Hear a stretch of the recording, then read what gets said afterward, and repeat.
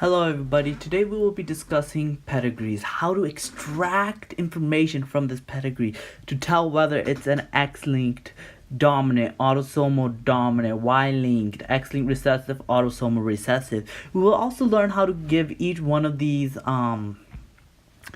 little individuals a genotype. And off the bat, let's just start by knowing what all these numbers mean, okay, and letters, well, variables. Let's start off with these are generations, okay, that's what these mean. So for example, if I say in generation 1, individual 1, this is happening, where would that mean? Well, generation 1, individual 1, right here. But if I say in generation 3, individual 9, it'll be this one right here, right? Generation 3, individual 9. So these little dots, these little numbers right here are all individuals, and they go towards their corresponding generations. Okay, pretty simple. It's common courtesy to tell you what type of pedigree we're looking at today. This is the colorblind for red and green pedigree. In this pedigree, I just got it off of Google. It could be any type of pedigree. It doesn't matter. All of these rules will apply. For starters, off the bat, I need to know what type of pedigree this is. Is it an X-linked, autosomal dominant, Y-linked? It'll just make my life really easy. In order to do that, I am going to give you I'm going to literally hand you gold. I'm going to give you a simple flowchart that you just have to know. This is that flowchart that if you know, you are guaranteed to find out what type of pedigree it is. And it'll work for every single pedigree. So, the first question you're going to ask is, do all of the affected individuals have an affected parent? Right? Simple yes or no. And you can see I bolded the key term all. And later I'm going to give you guys a mnemonic pedigree. This is a pedigree I came up with. It's super easy. The longest word it has is 4 for each of these sections, like 4 words. And to me it helps a lot. I just jotted down on a piece of paper before during the exam. And I'm set. I'm ready to go. You can ask me anything about these pedigrees. You'll get the answer in minutes, right? And I'll give you guys the mnemonic version at the end. Let's start off with the first question. So, do all of the affected individuals have an affected parent? Let's find out. Yeah, they do. Look at this. 8, 4, 2 are all affected individuals, and they all have affected parents. The only thing that's standing out to me is this side. But if you look at it, there is no affected individual, so of course they wouldn't have an affected parent. But let's say, this is just hypothetical, if this little guy was infected, well, this little girl, I guess, well, this woman was infected, then none of her offsprings are infected, then automatically I would say no, right? That's just a little example right there. For this case, yes. Now let's move on to the next question. Do all affected males have an affected mother? Okay, so now I look at them. Does every single affected male have an affected mother? Well, let's first find out the affected males. I should use orange. Yeah, there you go. See, this guy's infected, and yes, he has an affected mother. Off the bat, you guys should already know that this circle, if there's a filled in circle, that is a female. And this is a male. Filled in means that it's exhibiting the trait of interest. And not filled in means it's not exhibiting the trait of interest. I say that because sometimes your professors will make this filled in circle not a disease, but rather it being normal, right? Funky, right? So I always think about it like, it's just a trait of interest. Got it? Cool. Affected mother, another affected male with an affected mother. And yeah, so the answer to that question is yes. If it was no, you would instantly narrow it down to autosomal dominant. What I really love about this pedigree is that after the first question, you instantly eliminate Y-linked, X-linked recessive, autosomal recessive. You instantly eliminate these guys right here. If it's a multiple choice exam, you are ready to go, right? Unless your professor gives you autosomal dominant and X-linked dominant. Now, this pedigree gets a tad complicated.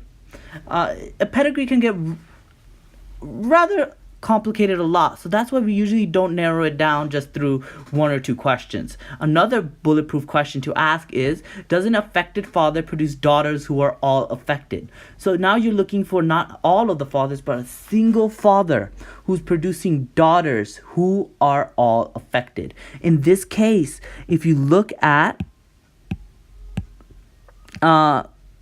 generation 1, individual 1, he is producing all daughters who are infected.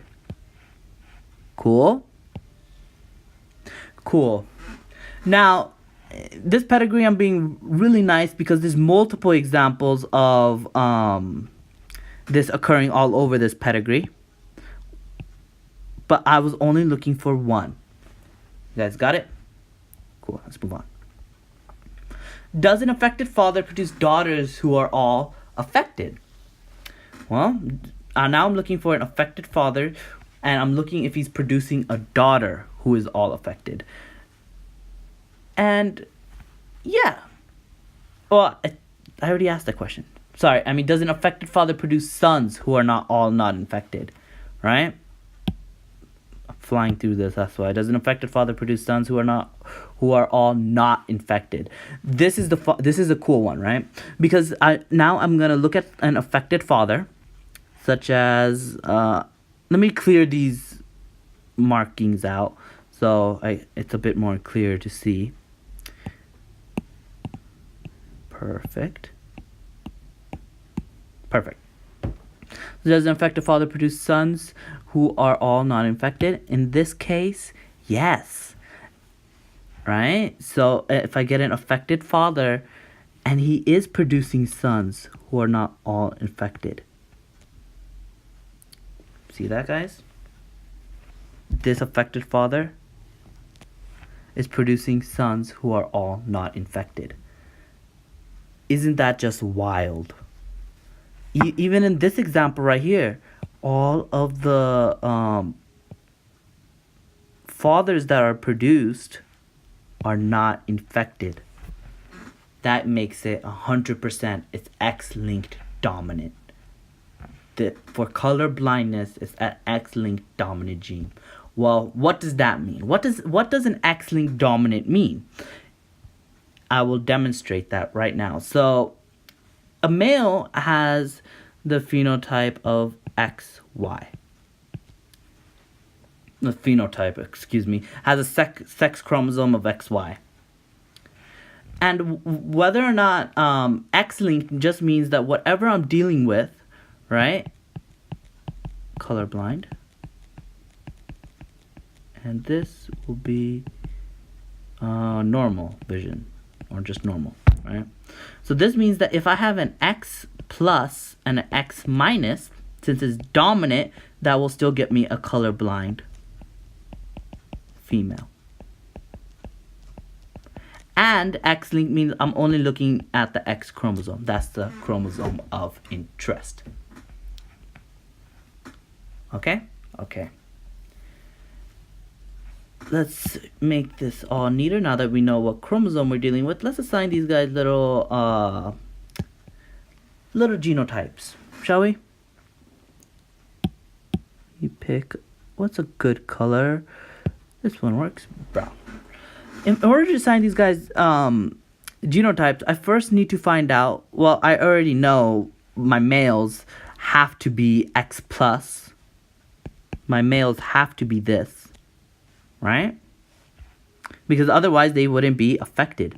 So all my males are this. So if my professor's like, in generation 3, individual 7, what is their genotype?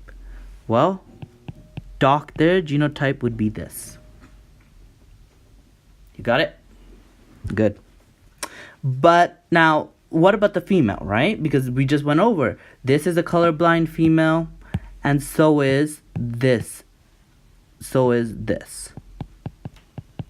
Right? This guy is a homozygous carrier of the gene, while one's the heterozygous carrier of the gene. You guys got that? In order to find this out, it gets a tad tricky, but not really. Automatically, I know that in order to get one trait that is like one of the X that is not infected, I will have to have this. So if I cross it, I can get that instantly, right? And then I get these as the genotypes. Do you guys see that? If you guys can't do a Punnett square in your head, no problem. I'll do it right here in the corner. There's a beautiful ice cream truck outside. Let's see. Don't get off topic. And why did I? You guys are gonna laugh so much, but yeah, there you go. X minus X plus Y.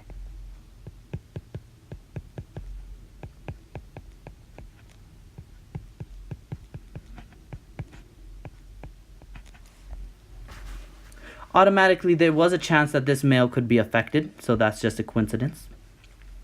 And automatically, I can tell from this phenotype, from this genotype, that this is a possibility. X plus X minus is a possibility. So is this. So on an exam, your professor will give you both. He'll be like, is it this? Is it this? Or do you have a chance of being both? Right? Or both.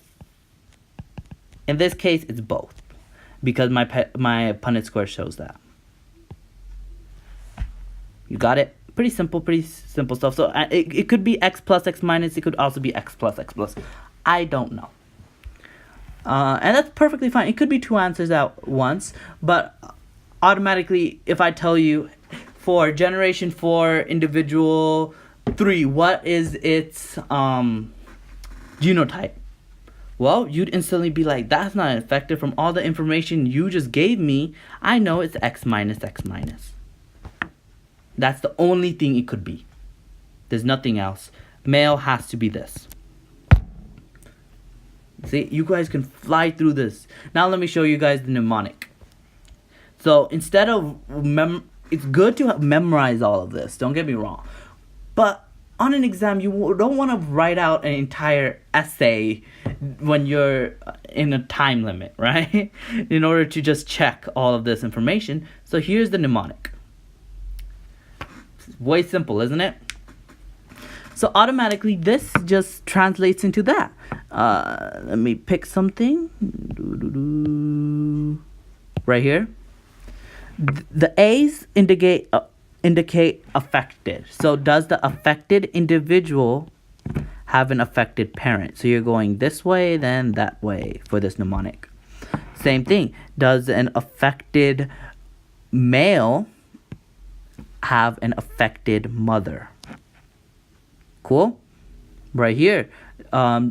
This little symbol right here I picked, it's you could pick any symbol. For me, it just helps me memorize that I'm talking about mostly males here. Like, so are all mostly males affected? You could also memorize this as MAO, right? Affected males, mostly affected males produce does the trait affect mostly males?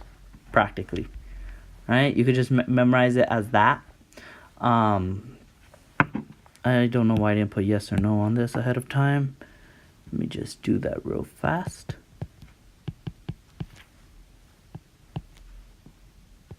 Perfect.